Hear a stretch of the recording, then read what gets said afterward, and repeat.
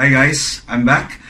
Here's a question from Cecil Tabada of Bohol. Iyang question is, dapat ba ko mugukod sa tao na love na ako?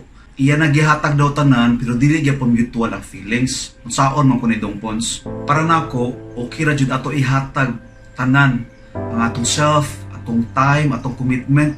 Kay to be honest, swerte kayo ka kung you find someone na makaana ka na love nimo. Dili tanang tao naka-experience ana na feeling. So love with all your heart. Para walay regrets ba imong nahatag tanan.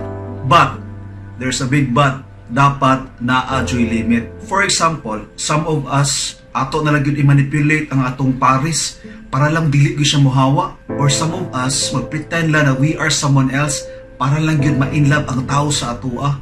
That is still manipulation. Ano maguna, madugay o sumadali, magawas gyud na ang tinuod nato na batasan. Bungkag ragyapon mo ng panahon na basta magawas na ang tinuod. Unya ang alkansi dili lang ikaw pati siya. Imong ipasakitan ang tao na imong gilove. So when you love with all your heart, no manipulation, just be the best version of yourself. Now if you have done this and feel mo dili gyapon mutual ang feelings, it's time to move on. You did your best but in a relationship, it shouldn't be that hard. You shouldn't feel nagaapas ka permi or feel mo na need mo siya impress permi. It's supposed to be fun, easy.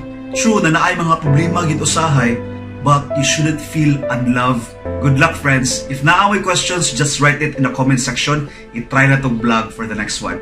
My name is Dong Pons. Goodbye for now.